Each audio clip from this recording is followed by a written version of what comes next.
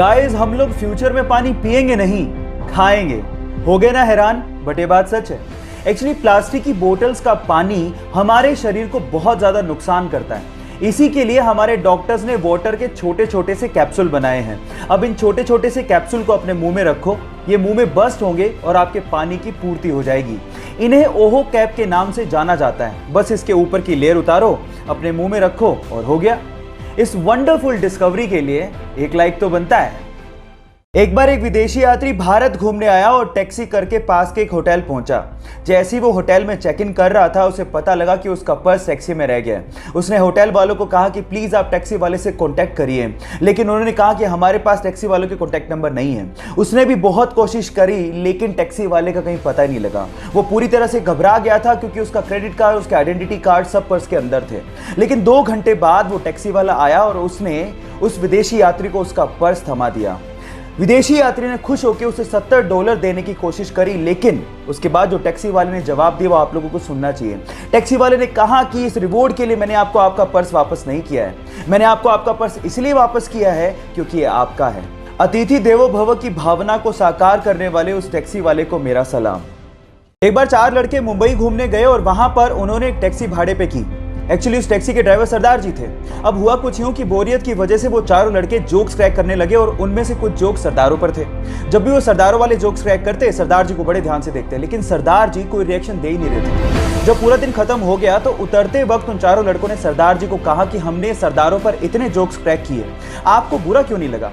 तो उन्होंने तब भी कोई जवाब नहीं दिया और ₹100 देते हुए कहा कि अगर तुम्हें पूरी मुंबई में कोई सरदार भिखारी मिल जाए तो उसे मेरी तरफ से ₹100 दान कर देना।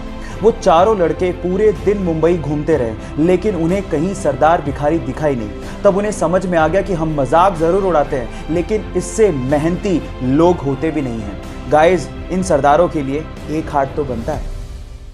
2016 में ऑस्ट्रेलिया से मार्क नाम का एक लड़का अपने पिता को लेकर जैसे ही हिंद महासागर में मछली पकड़ने के लिए पहुंचा तो कुछ दूरी पर उन्हें पिंक कलर की बोल नुमा एक बहुत बड़ी सी चीज दिखाई दी।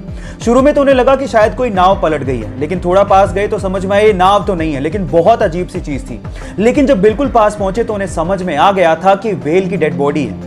अगर आपको इन फ्यूचर कुछ ऐसा दिखे तो तुरंत उसे दूर भाग जाइए, नहीं तो आपकी जान भी जा सकती है। होता कुछ यूं है कि व्हेल के मरने के बाद उसके अंदर के बैक्टीरिया गैस प्रोड्यूस करने लगते हैं। अब चमड़ी मोटी होने की वजह से वो गैस बाहर नहीं निकल पाती और प्रेशर बढ़ने की वजह से वो फट पड़ती है।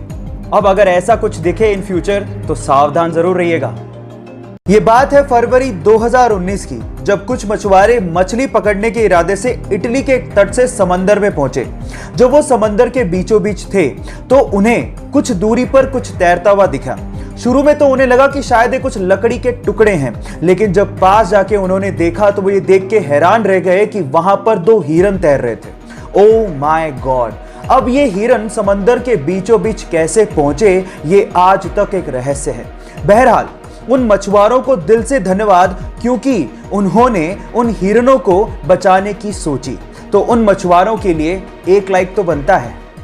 जहां एक और कोरोना वायरस पूरी दुनिया के 32 से ज्यादा देशों में अपने पैर पसार चुका है, वहीं पूरी दुनिया के शीर्ष नेताओं से लेके शाही परिवार तक हमारी भारतीय संस्कृति को फॉलो कर रहे हैं। वो हैंडशेक की बजाय नमस्ते कर रहे हैं। पूरी दुनिया में भारतीय संस्कृति की तारीफ हो रही है। इसमें अमेरिका के राष्ट्रपति, फ्रांस के राष्ट्रपति, इजराइल के प्रधानमंत्री, जर्मनी के चांसलर से लेके ब्रिटेन का शाही परिवार शामिल है। और सबका यही कहना है कि अगर हमें कोरोना वायरस से जंग जीतनी है तो इसमें भारत का नमस्ते एक बहुत बड़ा हथियार साबित हो सकता है। हमें गर्व है अपने भारतीय होने पर और भारतीय संस्कृति पर, तो इसीलिए कोरोना नमस्ते।